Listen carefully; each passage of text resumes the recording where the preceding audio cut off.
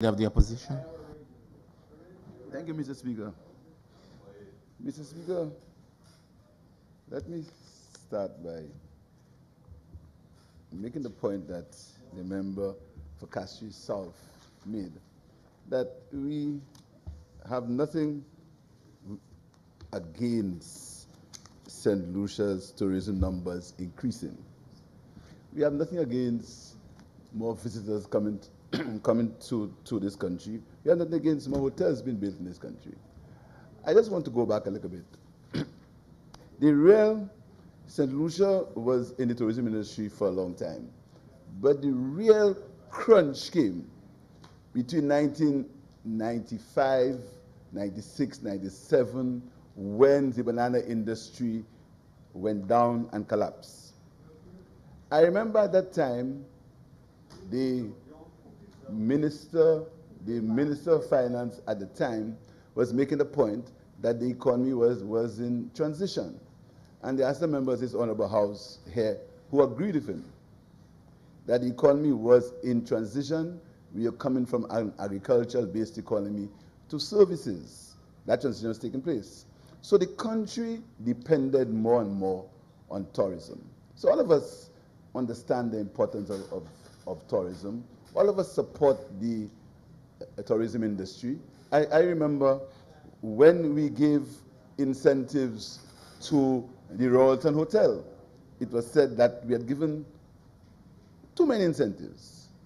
There was some mini protest outside, and people said we give too many incentives to the Royalton Hotel. So we understand the importance of tourism, Madam Speaker.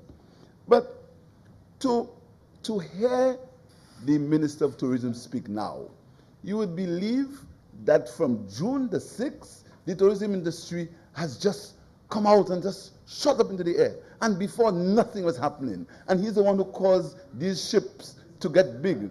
He said, he spoke about the cruise industry, and as if he's the one who caused cruise ships to come to St. Lucia. In June, cruise ships came in between June and October because the minister won elections in June.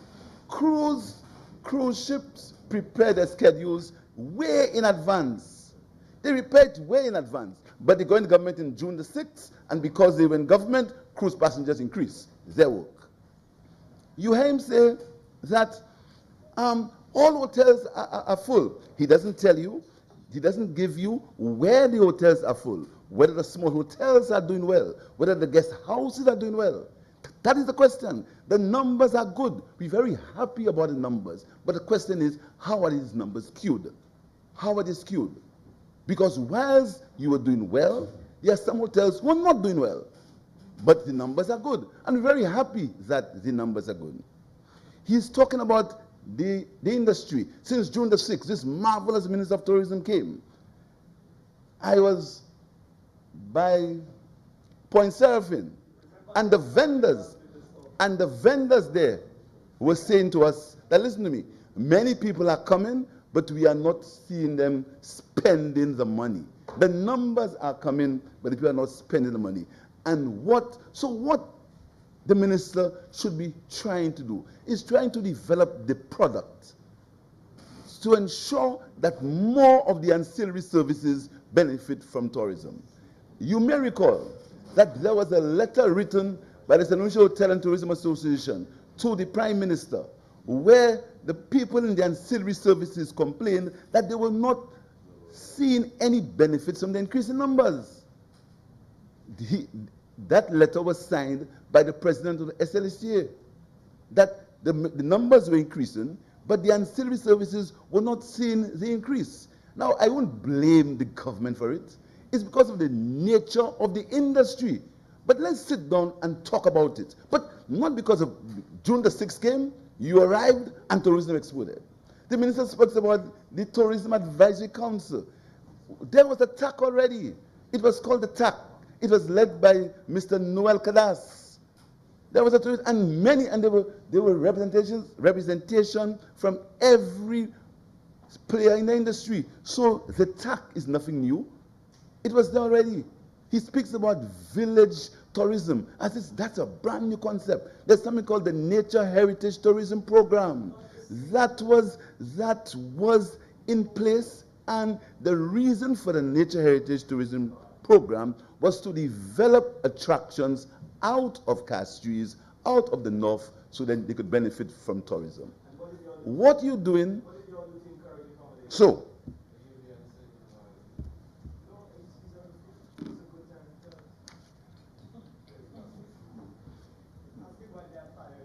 the Minister of Tourism makes the point again that our numbers have increased. Our numbers have increased.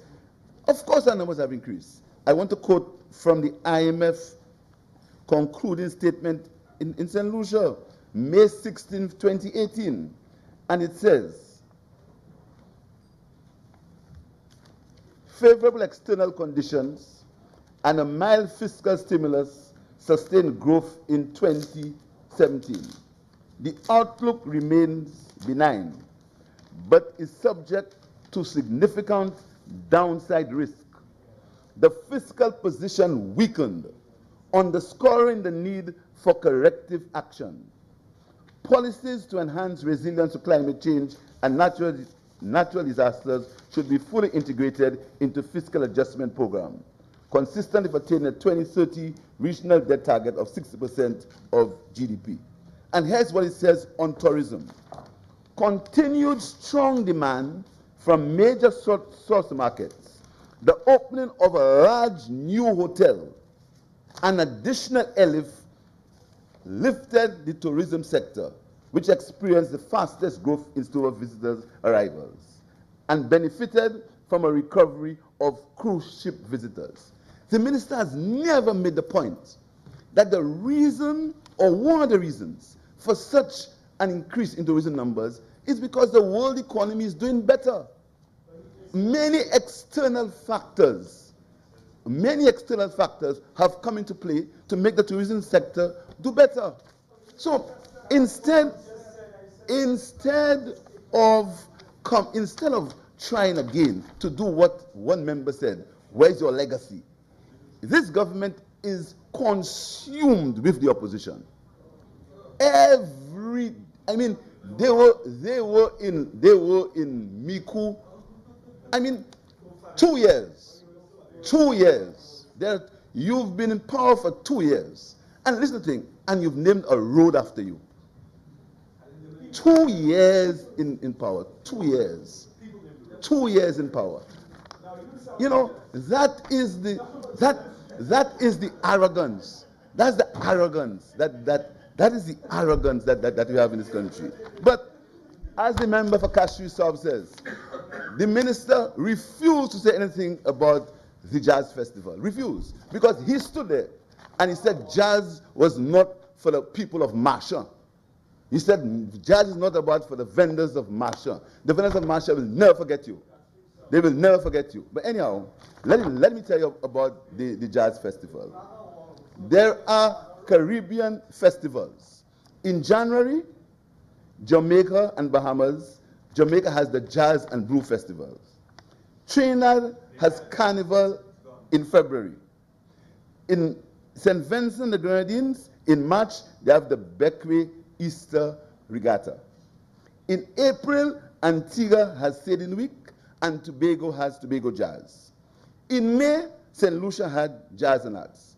Let's just hold back a bit. In June, St. Kitts has the St. Kitts Music Festival. In July, St. Vincent and the Grenadines, they have Vincimas. St. Lucia has Carnival. Jamaica has the Montego Bay Reggae Festival. In August, Barbados has Crop Over. Antigua has Carnival, Grenada has Carnival. September, New York has Labor Day. In October, Dominica has the World Creole Music Festival. So in May, St. Lucia was known for the Jazz Festival. This government came into power, and of course, they have to destroy anything the Labour Party not started, because they're the ones, jazz came when they were in government, but anything that the Labour Party is promoting, they have to destroy. So here's what the Prime Minister says in December 2016, speaking to the Nation newspaper. Here is what the Prime Minister said. We are spending over 14 million on one event that lasts over 2 weeks. That makes absolutely no sense. It is impossible for the destination to have gotten a return. What made it worse is the fact that since BT dropped out, we have had any replacement in televising. So after 25 years, St. Lucia Jazz Festival is finished. Now, listen to what a writer in the Huffington Post said about jazz just a few days before the Prime Minister made that statement. His name is Hugh McIntyre. And he says, this festival was clearly not only a big deal for the people of St. Lucia, but a source of national pride. There are plenty of events like this in the US, and oftentimes they come and go without being noticed outside the city lines. But that was not the case here. Everywhere I went on the island, in the several days I was there, the words Jazz Festival were on people's lips. It seemed like everyone I met brought it up, and they were excited to do so. They seemed honestly happy that I had come to the country for this, as it was a moment when everything looked its best and the entire nation seemed to be putting its best foot forward. All what the government had to do is reorganize the festival according to its own image and likeness. Reorganize it. You say you're spending $14 million, spend less. But no, you have to make a statement, St. Lucia Jazz is finished. You have to tell the world that this Labour Party wasted $14 million. So I'm here and I'm stopping it. So what happened? Anybody who knows St. Lucia in May would tell you during that jazz week, there was activity, there was bustling, there was hustling. Vendors, the same vendors you said that jazz is not for them. Vendors sold. Small hotels were full. Taxi drivers, the whole country, everybody made a dollar. But it's visible, it is visible that your experiment in the jazz festival did not work. But you have all the surrogates. Jazz was successful. It was a successful jazz. We did well. It was a successful jazz. You understand? But you know, that is the problem. We do not want to admit, we've made a mistake, and let's come back and see how we can improve it. You failed in that the country did not benefit from jazz as it benefited before because of your haste. Your haste in trying to derail what you say is a government that had no legacy. And we come back to the tourism industry. This government speaks as if nothing happens. They say that they're making new creatives. The Prime Minister and myself, we were in Atlanta, where we ushered to the world new creatives. Creatives are not something new. Creatives happen all the time. But the point is, the present Prime Minister, yes. He ushered, yes. He ushered, I think, it was Simply Beautiful, I think, if I can recall. He was there. So creatives are something we've done all the time. So do not come and boast as if these are new things, and then it's because of vision and because the Labour Party did nothing, that's why you're doing that. There's nothing new in creatives. What we must deal with now, we must deal with causing the benefits of tourism to accrue to more people than are benefiting now. And even though you have an increase in numbers, and the vendors do not benefit, the taxi drivers do not benefit. And talking about taxi drivers, we were the ones who decided that we'd bring taxi drivers into the mainstream of the tourism industry and give them incentives and organize the whole taxi business. Now you have to improve it. That's good. But do not pretend as if nothing happened. And that is my point of departure. This government is so consumed in attacking the opposition that they pretend as if nothing happened.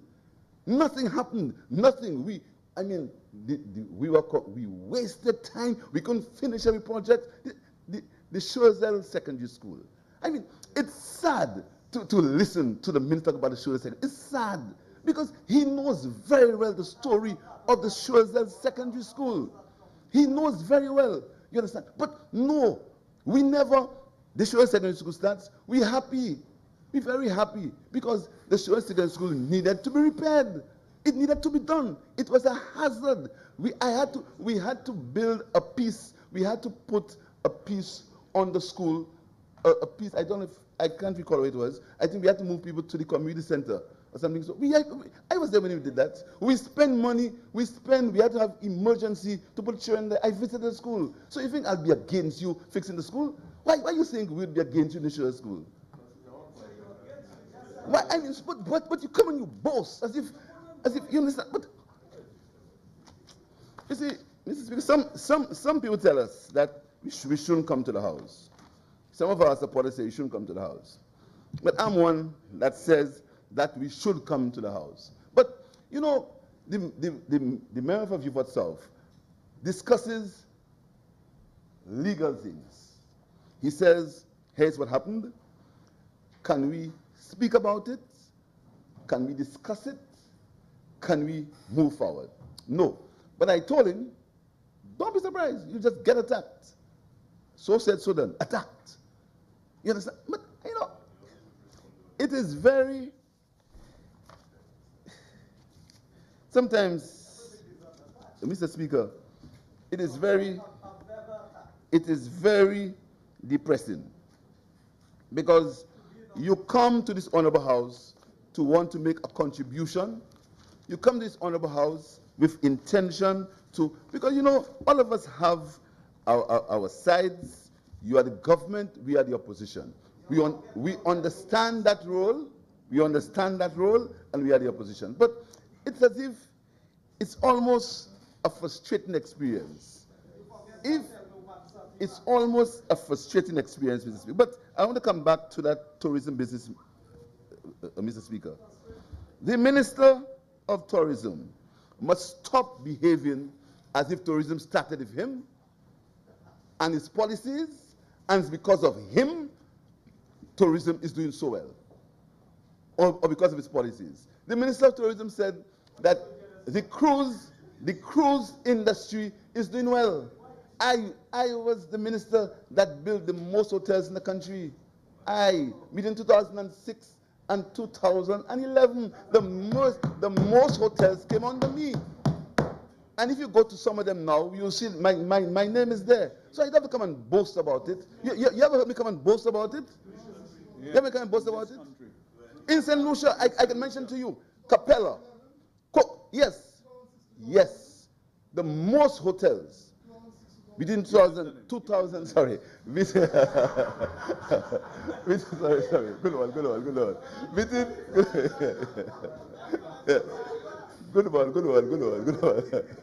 I yield. I had my date wrong. All right. You have me one knot. Right? I want to like you all, you know. You score point.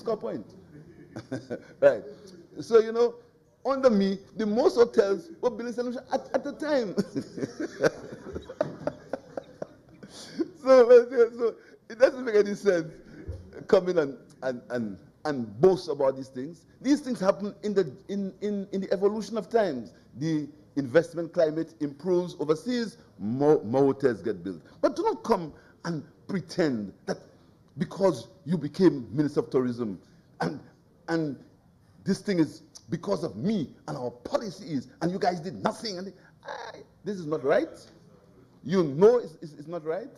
And the facts do not show that it is right. And all I'm saying to you is the tourism industry is so important that we have to get common ground on a few things. We need common ground on a few things because the tourism industry is what will propel St. Lucia in the near future. So we need common ground. So there are certain things that you must come off, get a little less arrogant, and let us deal with issues as they come about, particularly where tourism is concerned. But I insist that the benefits of tourism still are not accruing to as many people as it should accrue. And that may not be anybody's fault. It may be the cause of the structure. But internally, we have to do something with the product. We have to do something with our small hotels. We have to do something for our vendors. We have to do something with our transport providers. We have to do something with our boat owners. Even people who take pictures in the hotels for weddings. We have to do something with them because they are saying that they are not benefiting. And in the letter of the Prime Minister, they said it clearly that you're not benefiting.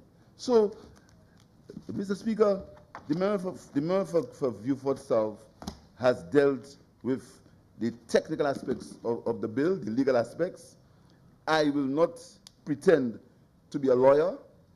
I will not pretend to give any legal opinion on the bill. All I'm saying is that we should listen to what the member for Vieux-Fort South says.